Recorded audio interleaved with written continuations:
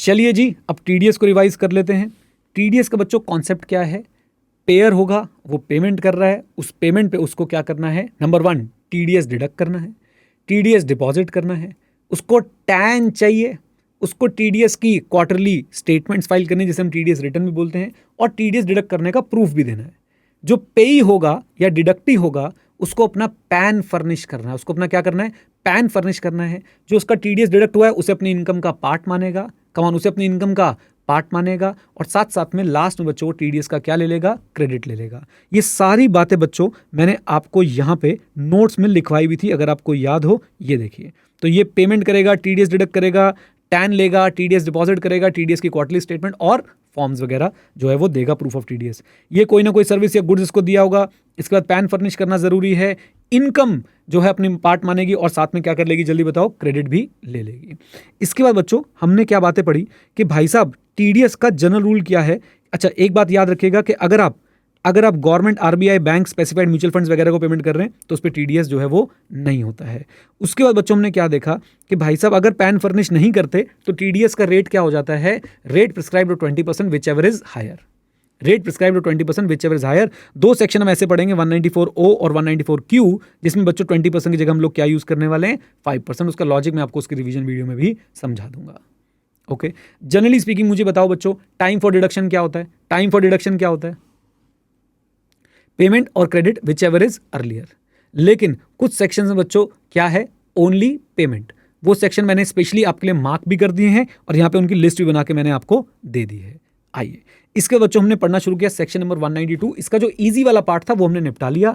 Easy वाला part ये बोलता है भाई देखिए, कब टीडीएस रिक्वायर्ड नहीं है? बेसिक एग्जम्पशन लिमिट तक अगर आपकी सैलरी बन रही है, सैलरी मतलब आपकी बेसिकली इंप्लॉय की टोटल इनकम बन रही है, तो उस पर टीडीएस की रिक्वायरमेंट नहीं है। ओके, पेयर कौन है? इंप्लॉयर। पेई कौन है? Individual employee basically. Rate of TDS average rate. Average rate कैसे निकालते हैं? टैक्स निकाल लो, इनकम से डिवाइड कर दो, 100 से मल्टीप्लाई कर दो। टैक्स निकाल लो, इनकम से डिवाइड कर दो, 100 से मल्टीप्लाई कर दो। यहां पे बच्चों ध्यान रखना है टीडीएस कब डिडक्ट होता है? Eight the time of payment. अच्छा, अगर आपको टीडीएस निकालना है बच्चों तो कैसे निकालेंगे आप इसमें? पहले आप सैलरी की इनकम निकालें, अदर हेड की इनकम पूछे एम्प्लॉय से, 6A की डिडक्शन पूछे एम्प्लॉय से, हाउस प्रॉपर्टी का लॉस सेट ऑफ कर लीजिए। उसके बाद आप लोग जो है अपनी इनकम निकालिए और उसे 12 से डिवाइड कर दीजिए। आपका पर मंथ का टीडीएस का अमाउंट निकल के आ जाएगा। फिर बच्चों इसमें थोड़े से कुछ टेक्निकल पॉइंट्स थे जो हम बाद में कवर करेंगे। इसमें हमने ये वाला पॉइंट पहले ही कवर कर लिया है कि भाई साहब ये इंप्लॉय जितनी भी डिडक्शन क्लेम कर रहा है इसका प्रूफ इकट्ठा करने की रिस्पॉन्सिबिलिटी किसको दे दी गई है? एम्प्लॉयर को दे दी गई है। आइए, तो ये हमारे 4 पॉइंटर्स हैं जिन्हें हम बाद में रिवाइज करेंगे। थोड़े से एडवांस्ड हैं, जब हम इस लायक हो जाएंगे तो हम इसे रिवाइज कर लेंगे। 192A pre mature withdrawal from employ provident fund. मेरे साथ, pre mature withdrawal from employ provident fund. Okay, ध्यान देने वाली बात, अगर लेस देन 50,000 है पेमेंट और एग्रीगेट ऑफ पेमेंट तो टीडीएस नहीं लगेगा।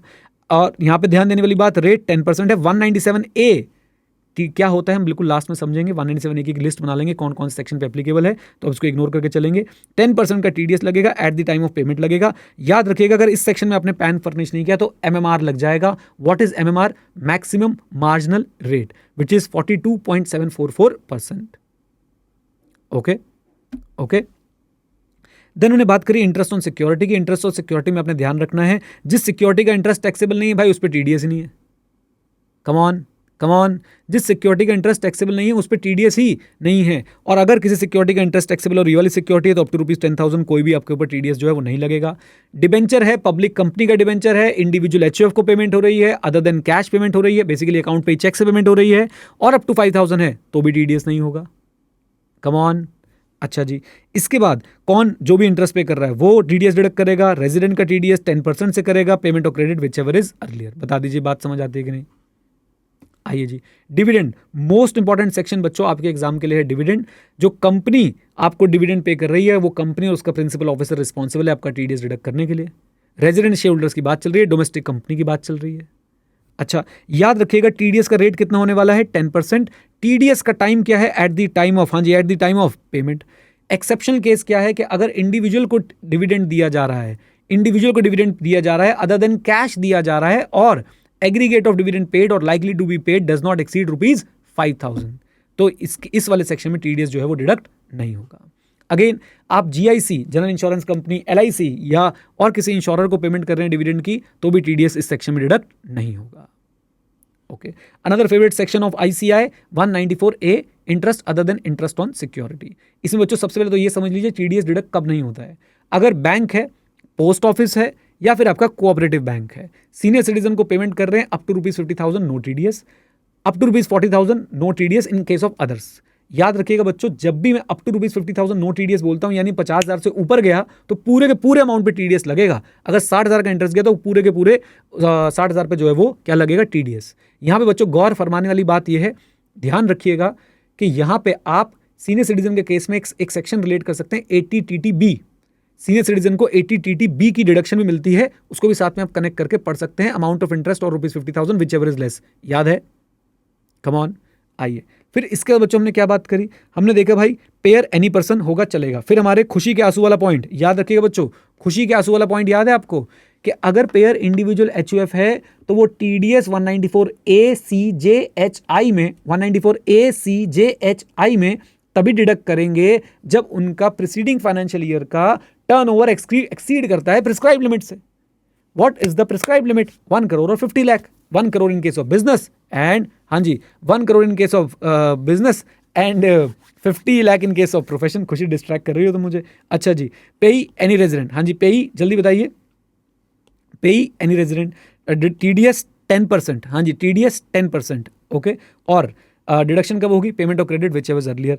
फिर बच्चों हमने यहाँ पे बहुत इंपॉर्टेंट बात पढ़ी थी। अच्छा याद रखिएगा, अगर बैंक वगैरह को छोड़ के कोई और केस है तो आपके पास थ्रेशोल्ड 5,000 की है।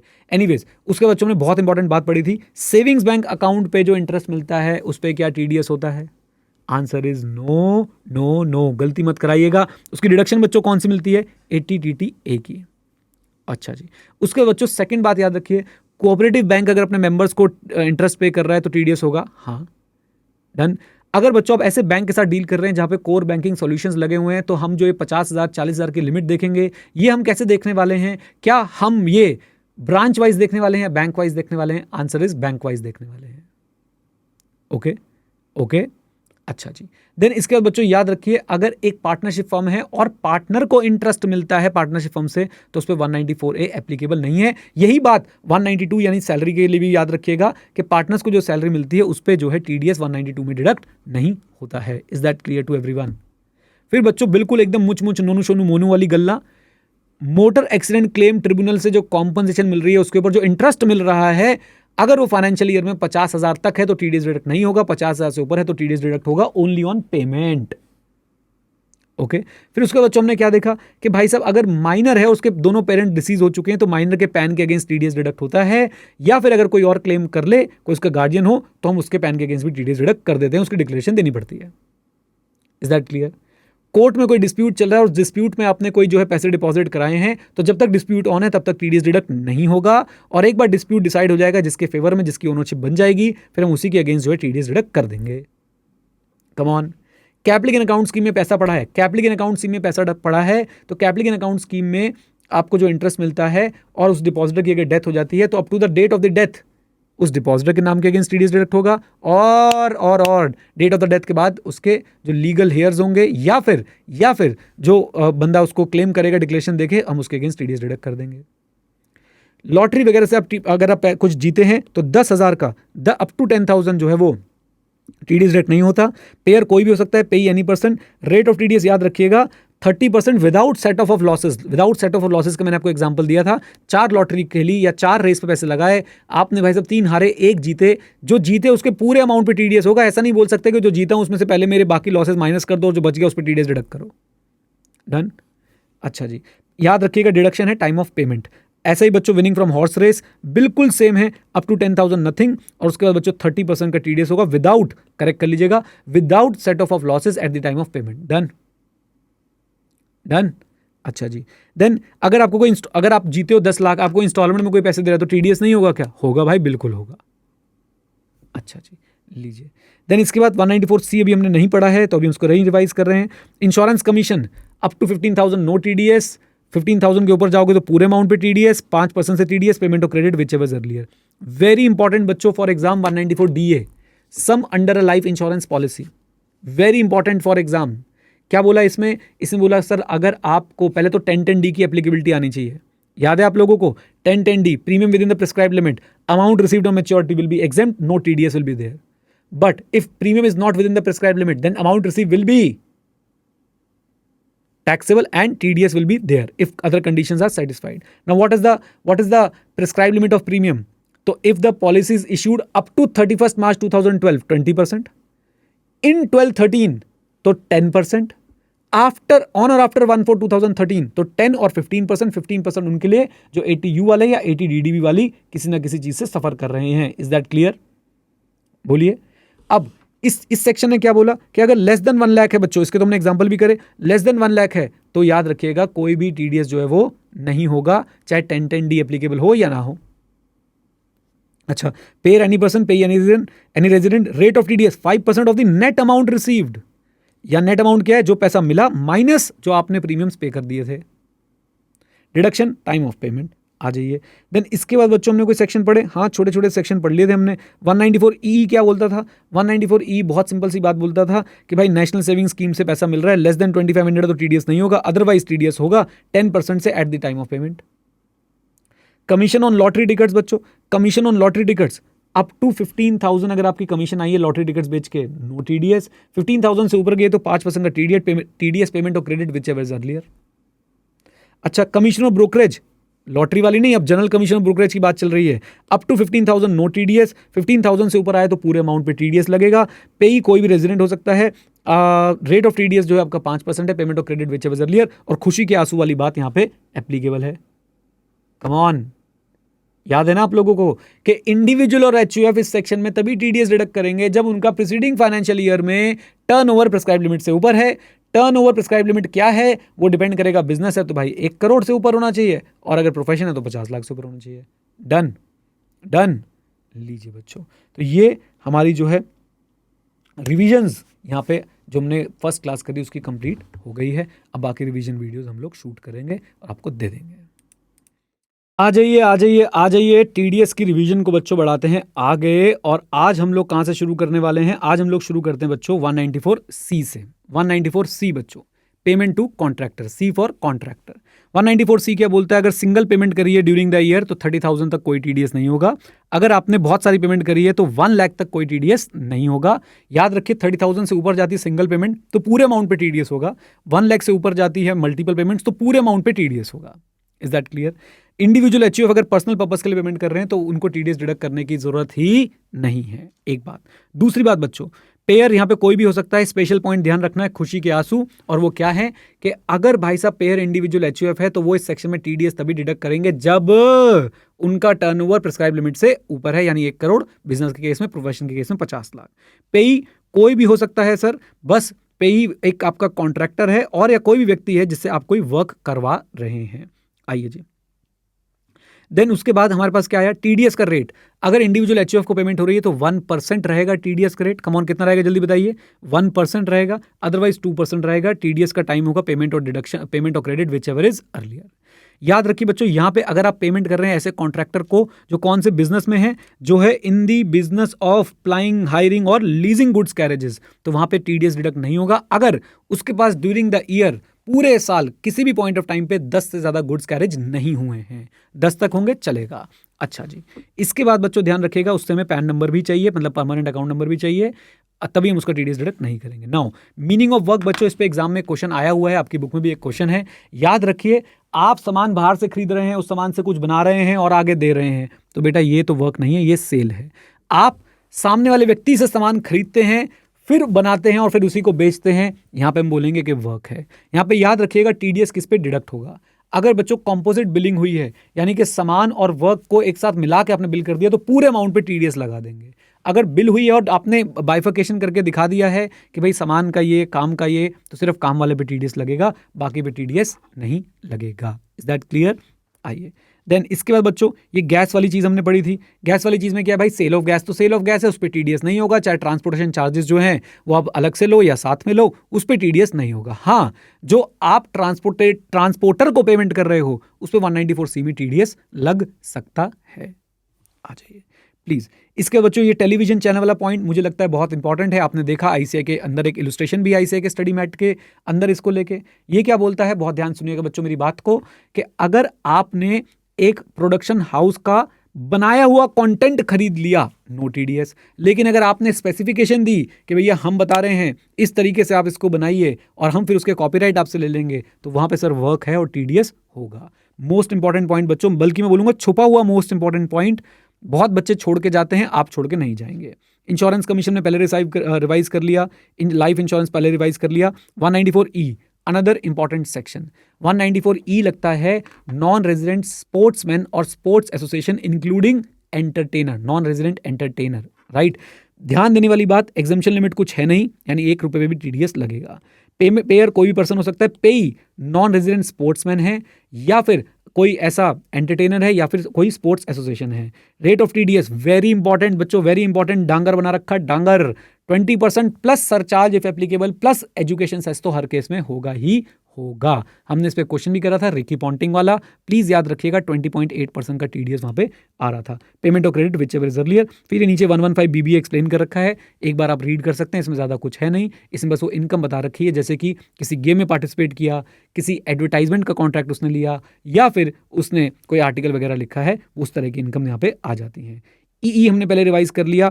एफ में बच्चों कुछ नहीं है, कोई एक पुरानी स्कीम होती थी 80CCB2, उसके म्यूचुअल फंड्स आज रिडीम हो रहे हैं, तो उस पर जो प्रॉफिट हो रहा होगा उस पर 20% का टीडीएस आ जाएगा। लॉटरी कमीशन हम पहले कर चुके हैं, कमीशन ब्रोकरेज हम पहले कर चुके हैं। ये वाला पॉइंट बच्चों एक बार रिवाइज कर लेते हैं, ध्यान से सुनिए।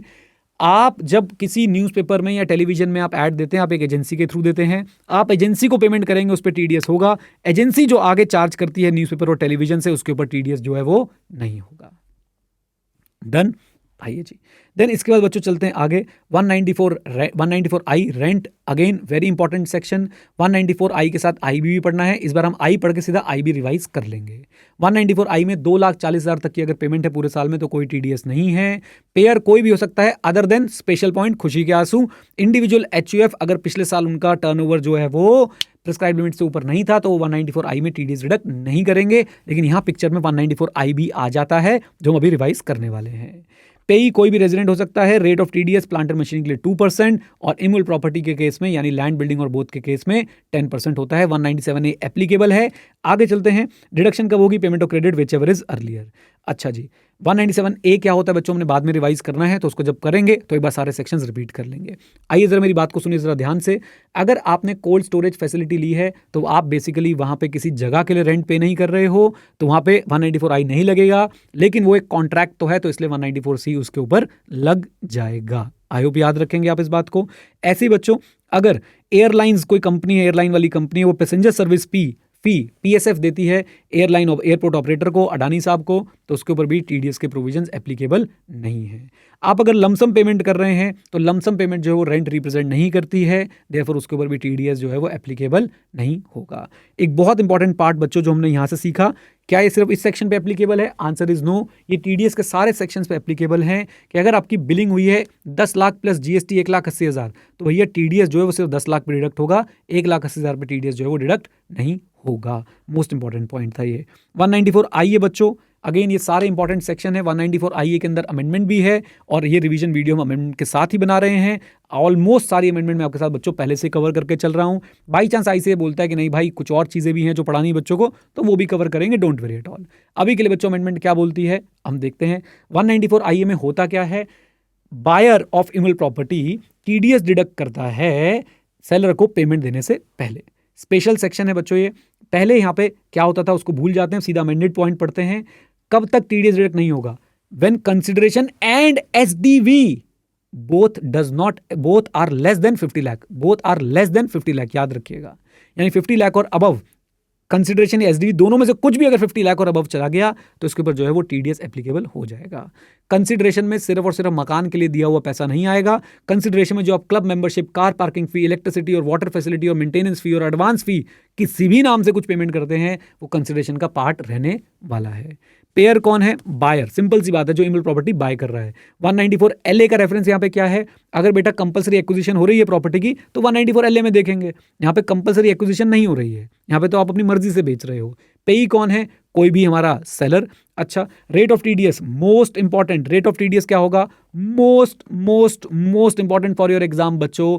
फिर से एक बार बोलूंगा, मोस्ट इंपॉर्टेंट, एग्जाम में आने के चांसेस बहुत ज्यादा हैं। 1% है, लेकिन 1% किसका? कंसिडरेशन और SDV whichever is higher. क्या हमने क्वेश्चन भी किया था इसका? यस, याद रखिए, कंसिडरेशन थी 60 लाख और SDV थी आपकी 85 लाख, तो भाई साहब आपका TDS जो है 85 लाख पे जाएगा। इसका क्वेश्चन बच्चों मिक्स होके आएगा, आने हुआ अगर बड़ा क्वेश्चन बनाएंगे तो 50C, 56(2) और 43CA को भी ये लोग किसी तरह से यहाँ पे इन्वॉल्व कर सकते हैं, अगर ये सेलर को बना देंगे क्या? Property dealer. ओके, तो इसको बहुत अच्छे से पढ़ के जाइएगा। टाइम ऑफ डिडक्शन है पेमेंट और क्रेडिट विच एवर अर्लियर, और टैन की रिक्वायरमेंट नहीं है। I hope you know this. अच्छा जी, देन इसके बाद बच्चों याद रखना है आपने क्या, कि भाई साहब यहाँ पे इस सेक्शन के लिए जो एग्रीकल्चर लैंड है ना, इस सेक्शन के लिए जो एग्रीकल्चर लैंड है, याद रखिएगा, इस सेक्शन के लिए जो एग्रीकल्चर लैंड है उसमें आपकी अर्बन एग्रीकल्चर लैंड भी आती है। हाँ जी, उसमें आपकी अर्बन एग्रीकल्चर, सॉरी, इस सेक्शन के लिए जो अर्बन एग्रीकल्चर लैंड है वो सिर्फ रूरल एग्रीकल्चर लैंड को रेफर करते हैं। हम आगे पढ़ेंगे LA में, वहां पे अर्बन एग्रीकल्चर लैंड भी आती है, लेकिन 194 IA के लिए एग्रीकल्चर लैंड का मतलब है रूरल एग्रीकल्चर लैंड। क्यों? क्योंकि रूरल एग्रीकल्चर लैंड तो कैपिटल एसेट ही नहीं होती, तो यानी अगर आपने रूरल एग्रीकल्चर लैंड बेची है तो उस पर 194 IA के प्रोविजन एप्लीकेबल नहीं होंगे। अर्बन बेची है तो 194 IA के प्रोविजंस एप्लीकेबल हो सकते हैं। अब आप बोलोगे सर अर्बन पे तो एग्जेम्पशन होती है। बेटा अर्बन पे एग्जेम्पशन तभी होती है जब वो कंपल्सरली एक्वायर होती है।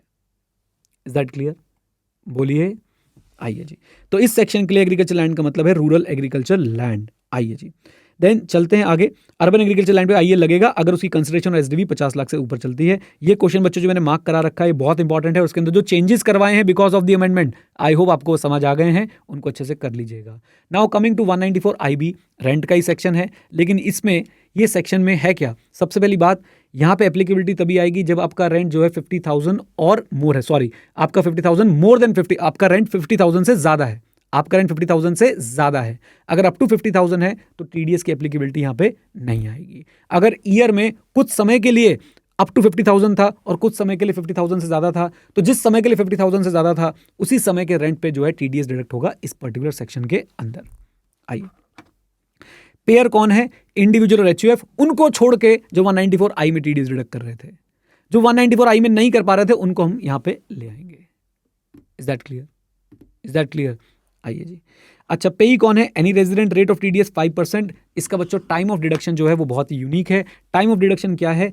क्रेडिट और payment for the last month of the year और last month of the tenancy. मार्च तक रहे तो मार्च में जब आप क्रेडिट और पेमेंट कर रहे होंगे विच एवर इज अर्लियर। अगर आपने बीच में ही फ्लैट छोड़ दिया, मान लो दिसंबर में छोड़ दिया, तो दिसंबर का रेंट जब आप क्रेडिट और पे कर रहे होंगे which ever is earlier. Done. अगर पैन फर्निश नहीं किया बच्चों, पैन फर्निश नहीं किया तो वैसे तो होता था prescribe to 20 whichever is higher, लेकिन इसमें रिस्ट्रिक्ट कर देंगे to the rent of the last month of the year और last month of the tenancy. भर भर के एग्जाम्पल्स किए थे हमने इस पे, हाँ या ना? ये सिर्फ इमूवेबल प्रॉपर्टी की रेंट पे एप्लीकेबल है, याद रखिएगा। इसमें भी आपको टैन अप्लाई करने की, कम ऑन, टैन अप्लाई करने की जरूरत नहीं है। आइए, ये सारी इलस्ट्रेशंस हमने कर ली थी। 194 IC बच्चों आपका वो ज्वाइंट डेवलपमेंट एग्रीमेंट बोल लो, स्पेसिफाइड एग्रीमेंट बोल लो, जो 45(5)A में पढ़ते थे उसके ऊपर एप्लीकेबल है। 45(5)A के सिर्फ कैश कंपोनेंट, मनी कंपोनेंट के ऊपर TDS लगेगा at the rate of 10% eight the time of payment of credit whichever is earlier. 194J अभी हमने रिवाइज नहीं करना है, अब हम लोग रिवाइज करते हैं 194K।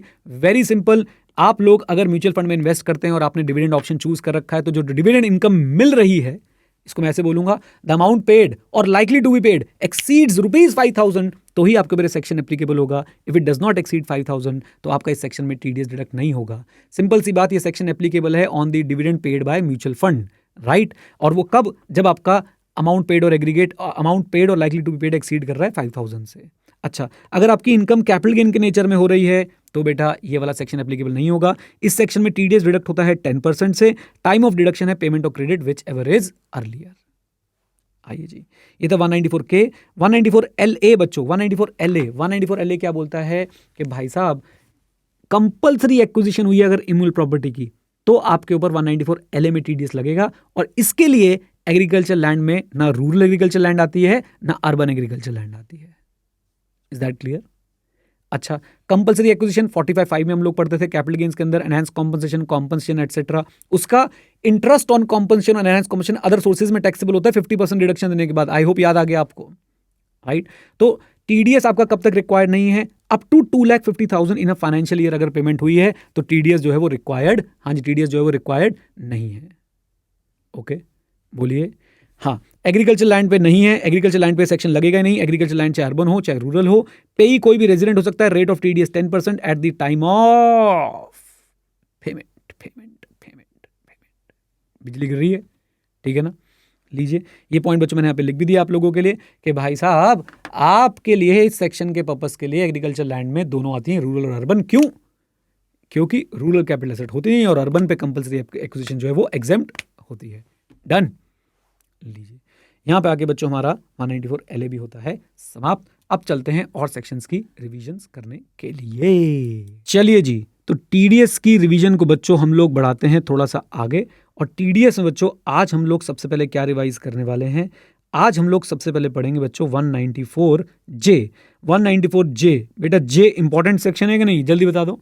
मोस्ट इंपॉर्टेंट बच्चों 194J आपके ऊपर लगने वाला है। 194J में थ्रेशोल्ड कितना है, मतलब कहां तक टीडीएस डिडक्ट नहीं होता है? अप टू 30,000 रुपीज तक टीडीएस डिडक्ट नहीं होगा। और 30,000 की लिमिट क्या सारी कैटेगरीज पे एग्रीगेट लगती है? हर कैटेगरी पे अलग अलग लगती है। आंसर इज हर कैटेगरी पे अलग अलग लगती है। और अगर डायरेक्टर को पेमेंट हो रही है तो भाई साहब उसके ऊपर कोई भी 194J में थ्रेशोल्ड नहीं है, यानी 1 रुपए की पेमेंट पे भी टीडीएस लगेगा। Point to be noted my Lord कि अगर डायरेक्टर को सैलरी जा रही है तो 192 लगेगा, और अगर डायरेक्टर को भाई साहब जा रही है सिटिंग फीस एटसेट्रा तो 194J लगने वाला है। Is that clear? बोलिए। अच्छा, इसके बाद बच्चों हमने देखा कि भाई साहब यहां पे टीडीएस कौन डिडक्ट कर सकता है? Any person. याद रखिएगा, खुशी के आंसू वाला पॉइंट यहां पे एप्लीकेबल है कि अगर इंडिविजुअल एचयूएफ है और उसका प्रीसीडिंग फाइनेंशियल ईयर का टर्नओवर प्रिस्क्राइब लिमिट से ऊपर नहीं गया है, what are prescribe limit? 1 crore और 50 लाख, 1 करोड़ बिजनेस और प्रोफेशन के लिए 50 लाख, तो उसको इस सेक्शन के अंदर टीडीएस डिडक्ट करने की जरूरत नहीं है। Come on. अच्छा, इंडिविजुअल एचयूएफ पर्सनल पेमेंट के लिए, पर्सनल पर्पस के लिए पेमेंट कर रहे हैं तो भी टीडीएस डिडक्ट करने की जरूरत नहीं है। लेकिन अब आप लोग बड़े हो चुके हैं तो बेटा इन दोनों को कौन कवर कर लेगा? 194M, याद है ना? पेई any resident. Rate of TDS बच्चों जनरल रेट है 10%, कॉल सेंटर वाली सर्विसेज के लिए 2%, सिनेमेटोग्राफिक फिल्म्स की रॉयल्टी के लिए 2%। डन, बाकी सबके लिए 10%। Deduction of payment which ever is earlier. क्या कुछ और प्रोफेशनल्स भी नोटिफाइड हैं? हाँ जी, बिल्कुल नोटिफाइड हैं। वैसे तो 44A वाले हैं, काले कोट वाले, सफेद कोट वाले, बिना कोट वाले, घर बनाने वाले, हम लोग, भाई लोग, बहन लोग, कलाकार, AR, सभ्यकार। याद आ रही है बातें कि नहीं? Come on. तो वो तो हैं ही, उनके अलावा बच्चों ज्यादातर स्पोर्ट्स रिलेटेड लोगों को यहाँ पे नोटिफाई कर दिया गया है, इनका भी टीडीएस 194J में आएगा। टेक्निकल सर्विसेज का मीनिंग रेजिडेंशियल स्टेटस में पढ़ेंगे। इंश्योरेंस कंपनी का केस याद रखिएगा, इंडस्ट्री स्पेसिफिक गाइडलाइन। अगर टीपीए हॉस्पिटल्स को पेमेंट करती है on behalf of insurance company तो उस पर टीडीएस जो 194J में लगेगा। मिस्टर गणेश वाला क्वेश्चन हमने कर लिया था, आईसीआई के इलस्ट्रेशन है। याद रखिएगा बच्चों, अगर 2 नेचर की पेमेंट जा रही है तो दोनों के लिए अलग अलग जो है वो क्या होगा? 30,000 का लिमिट एप्लीकेबल होगा। आइए देन इसके बाद बच्चों हम लोगों ने क्या रिवाइज करना है? इसके बाद बच्चों हम लोगों ने आज रिवाइज करना है 194M। 194M बच्चों याद रखिएगा सबसे पहले किस पे लगता है? पहले तो इसकी थ्रेशोल्ड जान लेते हैं। थ्रेशोल्ड है पेमेंट और aggregate of payment does not exceed 50 lakh. अगर 50 लाख तक है तो भाई साहब 194M में टीडीएस नहीं होगा, 50 लाख से ऊपर है तो टीडीएस हो जाएगा। अब 194M किसको कवर करता है? यहाँ पे पेयर कौन होगा? वो इंडिविजुअल और एचयूएफ जो 194C, 194H, 194J में टीडीएस डिडक्ट नहीं कर रहे थे, either because of the payment of personal nature और बिकॉज उन इंडिविजुअल एचयूएफ का सैलरीड एम्प्लॉय थे वो, या और बिकॉज कि भाई साहब वो बिजनेस वाले थे लेकिन उनका प्रीसीडिंग फाइनेंशियल ईयर में टर्नओवर प्रिस्क्राइब लिमिट से ऊपर नहीं था। तो जो लोग 194C, H और J में टीडीएस डिडक्ट नहीं कर पा रहे थे उनके लिए M बनाया है। M में बच्चों लिमिट जो है काफ़ी बड़ी लिखी है 50 लाख की, लेकिन अगर 50 लाख से ऊपर अमाउंट एक्सीड हो जाता है और वो C, H और J में टीडीएस डिडक्ट नहीं कर रहे थे तो M में वो 5% से टीडीएस डिडक्ट करेंगे। Payment of credit whichever is earlier. Come on guys, come on. और याद रखिएगा यहाँ पे बच्चों 10 की रिक्वायरमेंट नहीं है। IB में 10 की रिक्वायरमेंट नहीं थी if I am not wrong, इमूल प्रॉपर्टी बाय करने वाले पे 10 की रिक्वायरमेंट नहीं थी, और M में आपकी 10 की रिक्वायरमेंट नहीं है। अच्छा, उसके बाद बच्चों हमने एक बात याद रखिएगा, इसकी एक बहुत इंपॉर्टेंट इलस्ट्रेशन जो है वो कवर करी है, उसे आप लोग भी कवर करेंगे institute of chartered accountants of India की किताब से, इलस्ट्रेशन नंबर 10। ओके, आइए देन अब आते हैं बच्चों 194N में। 194N बच्चों आप क्लास नोट से पढ़ेंगे, जिसकी कॉपी आपको हमेशा प्रोवाइड की जाती है। 194N क्या बोलता है कि भाई साहब कोई भी बैंक है या कोऑपरेटिव सोसाइटी है जो बैंकिंग बिजनेस कर रही है, या फिर पोस्ट ऑफिस है, और वो पे कर रहा है अमाउंट एनी पर्सन को, रेजिडेंट हो सकता है, नॉन रेजिडेंट हो सकता है, इन कैश 1 करोड़ से ज्यादा, एक या उससे ज्यादा अकाउंट से। याद रखिएगा बैंक वाइज देखेंगे, ब्रांच वाइज नहीं देखेंगे, अकाउंट वाइज नहीं देखेंगे, बैंक वाइज देखेंगे। एचडीएफसी की 10 ब्रांच से अलग अलग अमाउंट निकाला लेकिन 1 करोड़ से ऊपर है, तो भाई साहब इसमें टीडीएस लगेगा। एचडीएफसी के 3 अकाउंट से पैसा निकाला, अलग अलग अकाउंट से निकाला लेकिन 1 करोड़ से ऊपर है, तो इस सेक्शन में टीडीएस लगेगा। लेकिन एचडीएफसी और एसबीआई से पैसा निकाला और वो 1 करोड़ से ऊपर जा रहा है, इंडिविजुअली नहीं जा रहा है, एग्रीगेट जा रहा है, तो फिर 194N नहीं लगेगा। Is that clear? Is that clear? तो बेसिकली 194N लगता है बैंक से पैसा विड्रॉ कराने में, और बैंक या cooperative society doing business of bank या फिर पोस्ट ऑफिस आपका टीडीएस डिडक्ट करते हैं एट द रेट ऑफ 2%। और टीडीएस कब डिडक्ट होता है? जब आपका अमाउंट 1 करोड़ से ऊपर जाता है, और 1 करोड़ से ऊपर वाले अमाउंट पे ही टीडीएस डिडक्ट होता है, ये बात याद रखिएगा। दो बच्चों इंपॉर्टेंट बातें, जनरली स्पीकिंग जब भी टीडीएस डिडक्ट होता था वो आपकी इनकम का पार्ट बन जाता था, लेकिन इस सेक्शन में जब टीडीएस डिडक्ट होगा, हितार्थी, जब इस सेक्शन में टीडीएस डिडक्ट होगा तो वो आपकी इनकम का पार्ट नहीं बनेगा। लेकिन क्रेडिट मिलेगा क्या? क्रेडिट तो मिलेगा भाई साहब आपके बिहाफ पे, जब भी टैक्स कहीं पे डिपॉजिट होगा तो आपको क्रेडिट मिलेगा। फिर बच्चों हमने एक केस ऐसा देखा जिस केस में थ्रेशहोल्ड लिमिट जो है वो 1 करोड़ की जगह 20 लाख कर दी जाएगी, यानी आपका 194N में टीडीएस कटेगा 20 लाख से ऊपर के विड्रॉल पे 2%, और अगर वो विड्रॉल 1 करोड़ से ऊपर निकल गया तो 1 करोड़ से ऊपर के विड्रॉल पे 5%, यानी 0 to 20 nil, 20 to next 1 crore, यानी 80 लाख तक अगर आपका अमाउंट गया है, 1 करोड़ तक आपका अमाउंट गया है, तो इस 80 लाख पे आपका टीडीएस होगा 2%, और अगर 1 करोड़ से ऊपर वाला अमाउंट है तो उसके ऊपर आपका टीडीएस होगा कितना परसेंट? 5%। अब ये पॉइंट एप्लीकेबल कब है? तो आप ईयर ऑफ पेमेंट देखिए, उससे प्रीसीडिंग फाइनेंशियल ईयर देखिए, और उसके पिछले 3 ईयर्स देखिए। अगर उससे पिछले 3 ईयर्स की रिटर्न फाइल नहीं हुई है, तीनों की रिटर्न फाइल नहीं हुई है, तो भाई साहब अब आपके लिए थ्रेशोल्ड जो है वो 20 लाख वाली लग जाएगी, यानी 20 लाख से ऊपर पे 2% और 1 करोड़ से ऊपर पे 5%। Come on guys, okay. अगर आप अंग्रेजी में पढ़ना चाहते हैं तो बहुत सिंपल सी बात, ये वाली थ्रेशोल्ड कब लगेगी? व्हेन पेई has not filed return of all 3 previous year for which due date under 139(1) has expired in the year preceding the year of payment. So this is the year of payment, this is the year preceding the year of payment. अगर इन 3 साल की क्या नहीं हुई है, return file नहीं हुई है, और ड्यू डेट जो है 139(1) की जा चुकी है, तो भाई साहब अब इस साल में आपके लिए जो थ्रेशोल्ड है वो 20 लाख वाली चेक की जाएगी। कम ऑन, मान लीजिए 1.5 करोड़ विड्रॉ किया है तो 0 to 20 पे, 0 to 20 पे no TDS, 20 lakh above till 1 crore पे 2%, 1 करोड़ अबव पे जो भी अमाउंट होगा उस पे 5%। डन? बोलिए। लीजिए सर, अब आगे चलते हैं और बाकी रिवीजन्स को देखते हैं। हाँ जी, तो आज हम लोग शुरुआत करेंगे अपनी 194O की रिवीजन की। 194O क्या बोलता है? 194O ECO, जब भी ECO के थ्रू गुड्स और सर्विसेज दो तो भैया ECO टीडीएस डिडक्ट कर लियो। याद रहेगो कि नहीं रहेगो? आ जाओ बच्चों। तो 194O सिंपल सी एक बात बोलता है कि अगर ECO के द्वारा आपने सेल ऑफ गुड्स या प्रोविजन ऑफ सर्विस जो है वो की है, और आप हैं ECP, तो आप लोगों को क्या करना है? ECO को क्या करना है? बेसिकली ECO को टीडीएस डिडक्ट कर लेना है। मैं ये कह रहा था बेटा कि ECP जो है अगर गुड्स और सर्विसेज देता है ECO के थ्रू, तो ECO को बोला गया कि टीडीएस डिडक्ट कर लेना। अब देखिए, कस्टमर जो है ECO को पेमेंट करते हैं, ECO जो है आगे ECP को पेमेंट करता है, वो कमीशन काट के पेमेंट करता है। लेकिन 194O ने क्या बोला है? हाँ जी, 194O ने क्या बोला है? 194O ने एक बात बोली है कि आपको जो टीडीएस डिडक्ट करना है वो कैसे करना है? मुझे बताइए, आपको जो टीडीएस डिडक्ट करना है वो कैसे करना है? नेट पे या ग्रॉस पे? जल्दी बोलो बेटा। आपको टीडीएस जो है वो ग्रॉस अमाउंट पे डिडक्ट करना है एट द रेट ऑफ 1%।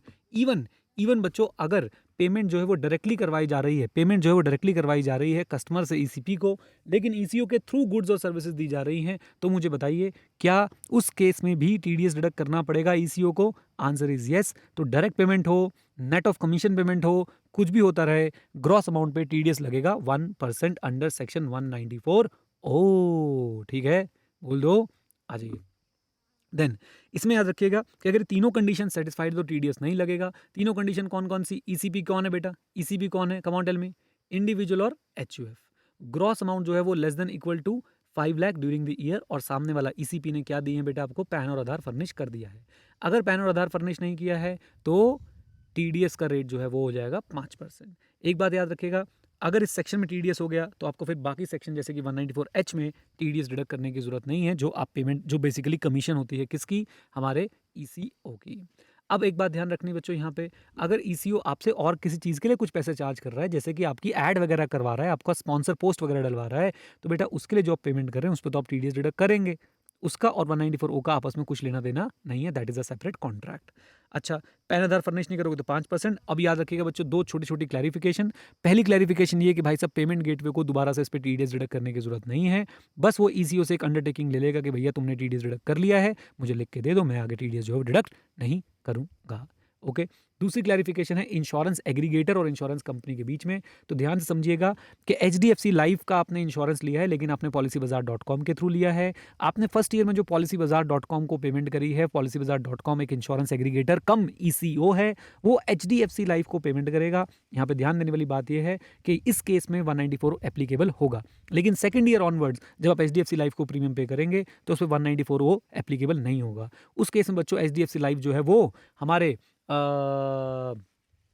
जो इंश्योरेंस पे कमीशन अर्न करी पॉलिसी बाजार, उसको जो पे करेगा उस पे हमारा 194D यानी कि TDS on commission of insurance applicable होगा।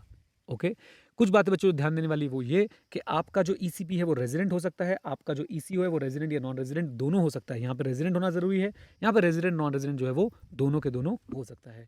इस सेक्शन से रिलेटेड बच्चों कुछ एक्सप्लेनेशन वगैरह भी हैं, वो मैंने आपको बोला था कि एक बार रीड कर लेना। उन एक्सप्लेनेशन में कुछ नहीं, बस ये बताया कि इलेक्ट्रॉनिक कॉमर्स क्या है, इलेक्ट्रॉनिक कॉमर्स ऑपरेटर क्या है, इलेक्ट्रॉनिक कॉमर्स पार्टिसिपेंट क्या है, और सर्विस के अंदर क्या क्या चीज़ें जो है वो आती हैं। अच्छा जी, आइए अब चलते हैं ज़रा आगे और देखने की कोशिश करते हैं बच्चों अपने अगले पार्ट को। और अगला पार्ट क्या है, हमारे पास आया था 194O के बाद हमने एक सेक्शन जो है पढ़ा था 194P, ये भी बहुत इंटरेस्टिंग था, इसके भी हमने बहुत अच्छे से नोट्स बना रखे हैं। 194P की कहानी क्या है, बहुत ध्यान से सुनो। एक स्पेसिफाइड बैंक है और दूसरी तरफ, बल्कि मैं ऐसे बोलता हूँ, यहाँ से शुरू करता हूँ, एक स्पेसिफाइड सीनियर सिटीजन है। स्पेसिफाइड सीनियर सिटीजन कौन है, जिसकी एज 75 ईयर्स और मोर है, जिसके पास दो तरह की इनकम है। कौन कौन सी बेटा, एक तो पेंशन इनकम और इंटरेस्ट इनकम, और ये दोनों इनकम एक ही बैंक से है। और ये दोनों इनकम का अमाउंट में जल्दी बताइए, एक ही बैंक से है। तो पहला तो एज देखिए 75 ईयर्स और मोर, दूसरा आपने देखना है कि भाई साहब इनकी दो इनकम है और दोनों इनकम किससे है, दोनों की दोनों इनकम जो है वो एक ही बैंक से है। अब ये स्पेसिफाइड जो हमारा सीनियर सिटीजन है, इंडिविजुअल रेजिडेंट 75 ईयर्स और मोर और having only two income from the same bank, ये स्पेसिफाइड सीनियर सिटीजन जो है बैंक को एक डिक्लेरेशन देगा, उसमें बेसिकली यही बात बताएगा, भाई मेरी दो इनकम है, दोनों इनकम मेरी इतनी है, उस पर टैक्स जो है वो इतना बनता है। तो ये जो बैंक है, ये जो स्पेसिफाइड बैंक है, ये इसकी इनकम पे, टोटल इनकम पे, याद रखिएगा बच्चों, ये बैंक इसकी टोटल इनकम पर जो है वो टीडीएस डिडक्ट कर लेगा। ये बैंक इसके इंटरेस्ट पे नहीं, पेंशन पे नहीं, इसकी टोटल इनकम पर टीडीएस डिडक्ट कर लेगा। टोटल इनकम कैसे निकालेगा, टोटल इनकम बच्चों ये निकालेगा आपकी पेंशन और इंटरेस्ट की इनकम को जोड़ के, उसमें से जो डिडक्शन मिलनी है, हो सकता है 80C की, हो सकता है 80TTB की, ये सारी की सारी डिडक्शन देके जो है वो टोटल इनकम कंप्यूट करेगा। ओके। तो बस स्पेसिफाइड बैंक टीडीएस डिडक्ट कर लेगा, स्लैब रेट से करेगा, टोटल इनकम पे करेगा, आफ्टर डिडक्शन एंड रिबेट करेगा, और बैंक के पास बस डिक्लेरेशन जो है वो पहुंच जानी चाहिए। लीजिए, तो ये हो गया बच्चों हमारा 194P। और इसमें बच्चों मैं सजेस्ट करूंगा आपको एक बात और याद रखनी है कि इस सीनियर सिटीजन को इसका बेनिफिट क्या मिलेगा। अब ये सीनियर सिटीजन एग्जेम्प्ट हो जाएगा फ्रॉम फाइलिंग आरओआई। इसमें बच्चों मेरी आप लोगों को हम्बल रिक्वेस्ट रहेगी, हमने जो क्लास में क्वेश्चन किया था सीनियर सिटीजन वाला, मिस्टर शर्मा वाला, वो बिल्कुल बिल्कुल आपने करके जाना है, रिवाइज करके जाना है। It is one of the most important question. अगर आप वो नहीं करते हैं तो आपको ये सेक्शन समझ आने में हमेशा दिक्कत रहेगी। ओके। अच्छा जी, अब चलते हैं आगे बच्चों। और कौन सा सेक्शन हमने पढ़ा, 194P के बाद हमने क्यों नहीं पढ़ा, क्यों हम टीसीएस के साथ पढ़ेंगे। और उसके बाद बच्चों हम लोगों ने पढ़ा सेक्शन नंबर 194R। और 194R जो है वो नया नया आया है। 194R क्या बोलता है कि टैक्स डिडक्ट होगा किस पे, बेनिफिट और perquisite in respect of business और प्रोफेशन। तो आपको बिजनेस और प्रोफेशन से रिलेटेड कोई भी बेनिफिट या परक्विजिट मिला है तो अब 194 में उसके ऊपर जो है टैक्स डिडक्ट होता है। जो भी व्यक्ति आपको बेनिफिट या परक्विजिट प्रोवाइड कर रहा है उसकी रिस्पॉन्सिबिलिटी है कि वो बेनिफिट या परक्विजिट प्रोवाइड करने से पहले आपका tax at the rate of 10% जो है वो डिडक्ट कर ले। पेयर एनी पर्सन पे रेजिडेंट पेमेंट बेनिफिट और परक्विजिट अराइजिंग फ्रॉम बिजनेस और प्रोफेशन। ये रिस्पॉन्सिबिलिटी ऑफ पेयर है कि भाई साहब आपको बेनिफिट प्रोवाइड करने से पहले टीडीएस डिडक्ट कर ले एट द रेट ऑफ 10%। और अगर हो सकता है कि भाई कैश सफिशिएंट ना हो to meet the liability of deduction of TDS, तो उस केस में भी जो भी व्यक्ति वो बेनिफिट प्रोवाइड कर रहा है, ये उसकी रिस्पॉन्सिबिलिटी है कि प्रॉपर टैक्स जो है वो डिडक्ट हो जाए in respect of that benefit of perquisite. हाँ, यहाँ पे बच्चों एक बात याद रखिएगा, नो टीडीएस कब है, नो टीडीएस कब है, कम ऑन, रिकॉर्डिंग सही हो रही है, don't worry at all. No TDS कब है बच्चों, नो टीडीएस तब है जब value of benefit of perquisite does not exceed 20,000 during a financial year to one beneficiary. अगर एक कंपनी ने एक व्यक्ति को 19,000 रुपये तक का 20,000 रुपये तक के गिफ्ट दिए हैं एक साल में, तो आपके ऊपर 194R एप्लीकेबल नहीं होगा। लेकिन अगर 21,000 के दिए हैं तो पूरे 21,000 पे जो है फिर 194R में कंपनी को टीडीएस डिडक्ट करना पड़ेगा। एंड यस, इसमें बच्चों खुशी के आंसू भी एप्लीकेबल हैं। वो खुशी के आंसू क्या है? खुशी के आंसू बहुत सिंपल है कि अगर पेयर इंडिविजुअल और एचयूएफ है तो उन्हें टीडीएस डिडक्ट करने की ज़रूरत नहीं है अगर उनका प्रीसीडिंग फाइनेंशियल ईयर में टर्नओवर प्रिस्क्राइब लिमिट से ऊपर नहीं था। वो प्रिस्क्राइब लिमिट क्या है? वो प्रिस्क्राइब लिमिट है, कम ऑन, वो प्रिस्क्राइब लिमिट है 1 करोड़ बिजनेस के केस में और 50 लाख आपके प्रोफेशन के केस में। नाउ अगर आपको स्पेशल ओकेजन जैसे कि मैरिज सेरेमनी, बर्थडेज एटसेट्रा पे आपको गिफ्ट मिल रहे हैं तो क्या 194R एप्लीकेबल होगा? नहीं, 194R तभी एप्लीकेबल है जब आपको बेनिफिट्स मिले हैं बिकॉज ऑफ द बिजनेस और प्रोफेशन। कॉन्ट्रैक्चुअल रेसिप्रोसिटी होना बहुत ज़्यादा ज़रूरी है। अगर sale discount, cash discount, rebate वगैरह प्रोवाइड की जा रही है तो क्या उन पर 194R एप्लीकेबल है? नो, 194R किसी भी तरह के डिस्काउंट्स वगैरह पे एप्लीकेबल नहीं होता है। सोशल मीडिया इन्फ्लुएंसर्स को कंपनी जो है वो चीज़ें देती हैं और सोशल मीडिया इन्फ्लुएंसर्स को पैसे भी देती हैं, तो पैसे में तो ऑब्वियसली उनकी बिजनेस हो गई, लेकिन उन चीज़ों का क्या उनके ऊपर 194R एप्लीकेबल होगा? अगर सोशल मीडिया इन्फ्लुएंसर वो चीज़ को रिटेन कर लेता है, प्रोडक्ट को रिटेन कर लेता है तो टीडीएस लगेगा 194R में। अगर वो वापस कर देता है तो टीडीएस नहीं लगेगा 194R में। डन? बोल दो। चलो जी, ये था हमारा ये एक और रिवीजन का पार्ट। अब हम करेंगे आगे की टीडीएस की रिवीजन। आइए जी आइए, तो आज बच्चों हम लोग देखेंगे टीडीएस के सारे प्रोसीजरल पार्ट्स। सबसे पहले टीडीएस की डिपॉजिट करने की क्या डेट होती है, तो सुनिए। Generally speaking TDS monthly deposit होता है, बाकी सारे मंथ्स के लिए 7th of the next month, और मार्च के महीने के लिए ऑन और बिफोर द 30th अप्रैल। ये टाइम लिमिट इन पे एप्लीकेबल नहीं है क्योंकि 192, 194A, डी और एच पे क्या लगता है, क्वार्टरली आपने टीडीएस जो है डिपॉजिट करना होता है। 7 जुलाई, 7 अक्टूबर, 7 जन और 30 अप्रैल, यानी कि मार्च वाले क्वार्टर को छोड़ के बाकी क्वार्टर के केस में आप बोल सकते हैं 7th of the next month.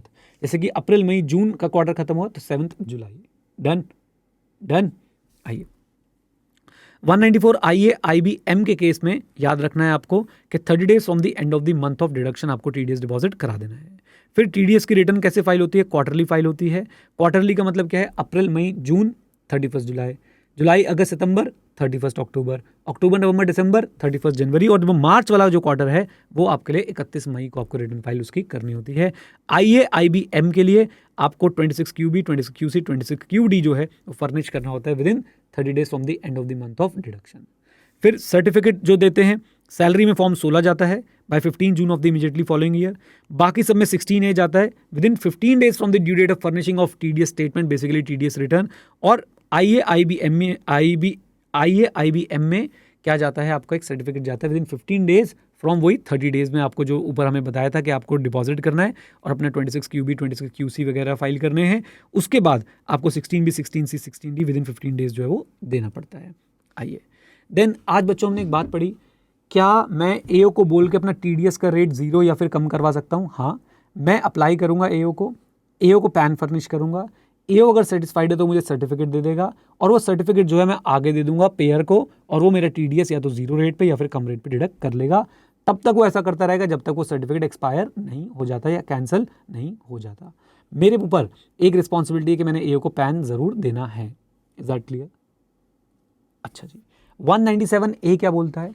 197 बोलता है कि भाई साहब जो आपकी इनकम है ऑलरेडी, जो आपकी एस्टिमेटेड इनकम है और जो आपको इन रेलेवेंट सेक्शंस में इनकम मिल रही है, रेलेवेंट सेक्शन जिन पे 197 है एप्लीकेबल है, तो आपकी estimated income plus income to be received under the sections on which 197 is applicable, अगर उन दोनों इनकम मिला के आपका टैक्स निल बनता है तो आप पेयर को एक डिक्लेरेशन दे सकते हैं फॉर्म 15G में कि वो आपका टीडीएस डिडक्ट नहीं करेगा और पेयर आपका टीडीएस डिडक्ट नहीं करेगा। ओके, ये बात एप्लीकेबल नहीं होगी अगर आपकी जो income to be received under relevant section है वो एक्सीड कर जाती है बेसिक एग्जम्पशन लिमिट से, तो अब तो टीडीएस डिडक्ट पेयर को करना ही पड़ेगा। हाउएवर अगर आप एक सीनियर सिटीजन हैं तो इवन अगर आपकी income to be received under relevant section exceed करती है किससे? बेसिक इनिशियल लिमिट से, लेकिन आप ये प्रूव कर देते हो कि भैया मेरा टैक्स कितना बनता है 0, तो भी आपको फायदा मिल जाएगा 197A का। इस केस में आपको फर्निश करना पड़ता है फॉर्म नंबर 15H। डन, बोलिए, आइए। देन 197A कहाँ पे एप्लीकेबल है बच्चों, मैंने यहाँ पे लिख दिया है 192, 193, 194A, डी, डीए, आई और के पे ये एप्लीकेबल है। डायरेक्ट पेमेंट की बच्चों हमने आज बात करी। डायरेक्ट पेमेंट की बात के साथ साथ हमने सैलरी में बचे हुए जो पाप हैं वो भी धोए। डायरेक्ट पेमेंट की बात कुछ इस तरह से है, जरा ध्यान सुनिएगा। डायरेक्ट पेमेंट में बच्चों हमने ये देखा, प्लीज जरा फोकस कीजिएगा, कि अगर इस चैप्टर में टीडीएस का प्रोविजन नहीं था तो आपको, ध्यान सुनिएगा, तो आपको डायरेक्टली पेमेंट करनी पड़ेगी एसएससी को, या फिर टीडीएस का प्रोविजन था लेकिन पेयर ने डिडक्ट नहीं किया तो भी डायरेक्टली पेमेंट करनी पड़ेगी। और एक बहुत इंपॉर्टेंट बात बच्चों जो आज हमने सीखी वो ये है कि अगर एलिजिबल स्टार्टअप अपने एम्प्लॉयज़ को ESOP दे रहा है तो जिस ईयर में दे रहा है उस ईयर में ना तो टीडीएस डिडक्ट होगा 192 में और ना ही उसको डायरेक्ट पेमेंट करनी है। कब करनी है पेमेंट या फिर कब डिडक्ट होगा TDS? Within 14 days from the earliest of the following. और वो फॉलोइंग क्या, ध्यान सुनिएगा, within 14 days from the earliest of the following. Earliest of the following में सबसे पहले आता है 48 months from the end of the financial year जिसमें आपको वो ESOP मिले थे। Come on, okay. या फिर date of living the job, या फिर आपका date of selling the securities. इन तीनों में से जो भी पहले आ जाए उसके विद इन 14 डेज जो है, अगर टीडीएस डिडक्ट होना तो 192 में होगा, अगर डायरेक्ट पेमेंट होनी है तो वो 191 में एसएससी को करनी पड़ेगी। ये बात तभी एप्लीकेबल है जब आपको ESOP देने वाला, स्वेट इक्विटी शेयर देने वाला एक एलिजिबल स्टार्टअप है which is defined under section 80 IAC which is not in our course. Hello, आइए। देन बच्चों इसमें ये बात ध्यान रखिएगा कि इनकम तो आपकी उसी ईयर की, इनकम टैक्स तो आपकी उसी ईयर का लगेगा, टैक्स रेट उसी ईयर के लगेंगे जिस ईयर में आपको ये ऑप्शन दिया गया था, जिस ईयर में आपको ESOP दिया गया था। डन, बोलिए, आइए जरा। देन बहुत इंपॉर्टेंट पार्ट बच्चों, टीडीएस डिडक्ट करना था, टीडीएस डिडक्ट नहीं किया, नंबर 1 एसएससी इन डिफॉल्ट बन जाएंगे, नंबर 2 1% पर मंथ और पार्ट देयर ऑफ आपके ऊपर क्या लगेगा, इंटरेस्ट लगेगा। जब से टीडीएस डिडक्ट करना था तब से लेके जब तक टीडीएस डिडक्ट किया तब तक। इसमें बच्चों का एक्सेप्शन है, अगर एसएससी, अगर पेयर जो है टीडीएस डिडक्ट नहीं कर पाता लेकिन पेई उसे अपनी इनकम मानता है, उस पर टैक्स पे करता है, उसे रिटर्न में शो करता है, और पेयर यानी कि जो हमारा एसएससी है वो सर्टिफिकेट ले लेता है चार्टर्ड अकाउंटेंट से कि पेई ने सारे काम करे हैं, तो एटलीस्ट आप एक चीज से बच जाओगे, वो है कि हम आपको एसएससी इन डिफॉल्ट नहीं मानेंगे लेकिन फिर भी इंटरेस्ट आपके ऊपर लगेगा। And for your kind information, assessee in default का 220, 221 हमारे कोर्स का पार्ट नहीं है। ओके हाँ, दूसरा जुल्म क्या था आपका कि आपने टीडीएस डिडक्ट करके डिपॉजिट नहीं कराया, उस केस में एसएससी इन डिफॉल्ट मानोगे without any exception, without any exception, without any exception, और साथ साथ में आपके ऊपर 1.5% पर मंथ और पार्ट देयर ऑफ का इंटरेस्ट लगेगा। ओके, आईसीआई के हिसाब से मंथ कैसे काउंट करने बच्चों, डेट टू डेट चलेंगे मंथ कंप्लीट करने के लिए, लेकिन अगर आप प्रैक्टिकल लाइफ में जाएंगे तो आपको डेट टू डेट नहीं, आपको कैलेंडर मंथ काउंट करने होते हैं।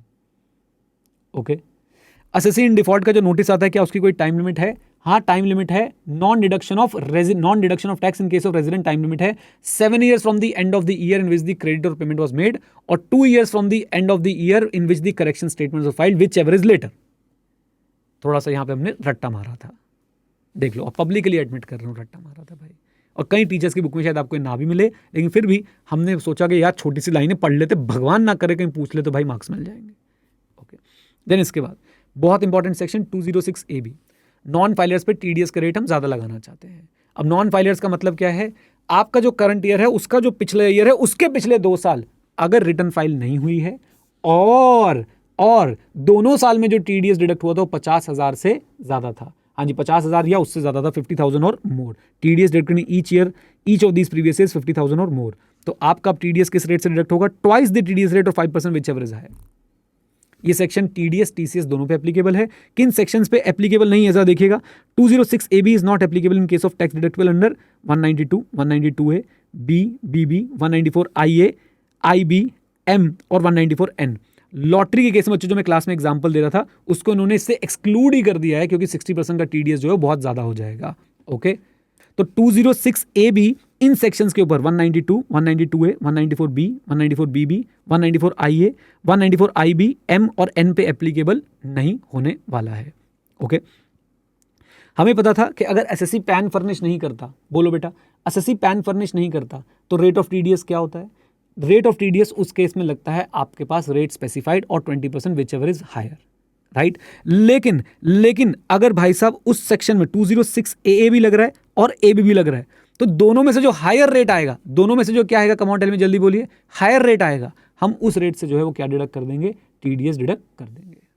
और ताकि आपको कंफ्यूजन ना हो, मैंने पॉइंट यहाँ पे क्लियरली लिख दिया कि भाई साहब इस सेक्शन की एप्लीकेबिलिटी के लिए हमें कौन से करंट ईयर में कौन से ईयर्स देखने हैं जिसमें नॉन फाइलर होगा, ये 1920 और 2021 प्रीवियस ईयर की नॉन फाइलिंग हमने कंसिडर करनी है। 198 की अगर बात करूं तो भाई साहब टीडीएस जो है आपके इनकम का पार्ट बन जाता है, सिर्फ दो केस में आपके इनकम का पार्ट नहीं बनेगा, 194N में और tax on non monetary perquisite में। Okay, tax on non monetary perquisite की कहानी याद रखिए। Tax on non monetary perquisite पे पीजीपी हेड में आपको वो डिसअलाउ कर दिया जाता है, यहाँ पे टीडीएस के हेड में वो आपकी इंप्लॉय की इनकम का पार्ट नहीं बनता है, रादर इंप्लॉय उसका क्रेडिट फिर भी ले सकता है। 199 में यही लिखा है कि भाई साहब जो टीडीएस डिडक्ट हुआ है आप उसका क्रेडिट ले सकते हैं, लेकिन याद रखिएगा अगर आपकी वाइफ की income as per the chapter of clubbing आपके हैंड्स में क्लब हुई है तो टीडीएस का क्रेडिट वाइफ को नहीं, आपको खुद मिलेगा। ओके, और आखिरी बात कि भाई नॉन मॉनेटरी परक्विजिट पे जो हमारा in case of tax paid by employer from their own pocket, non monetary perquisite employee can take what, credit. तो नॉन मॉनेटरी परक्विजिट पे जो टैक्स देता है एम्प्लॉयर, उसका क्रेडिट जो है एम्प्लॉय ले सकता है। That's it. ओके, और processing of TDS TCS return में क्या है कि भाई साहब आपकी रिटर्न्स जो है इलेक्ट्रॉनिकली प्रोसेस होंगी, और याद रखिएगा कि क्या होने वाला है, उस प्रोसेसिंग में क्या क्या चीज़ हो सकती हैं, अर्थमेटिकल एरर्स को ठीक किया जा सकता है, कोई इनकरेक्ट क्लेम है जो बिल्कुल क्लियरली विजिबल है उसको ठीक किया जा सकता है, और उसके मुताबिक आपको जो है डिमांड नोटिस या फिर रिफंड जो है भेजा जा सकता है with in 1 year from the end of the financial and which the return was filed. Done, लीजिए ये हो गई बच्चों हमारी टीडीएस की रिवीजन। ओके, चलिए।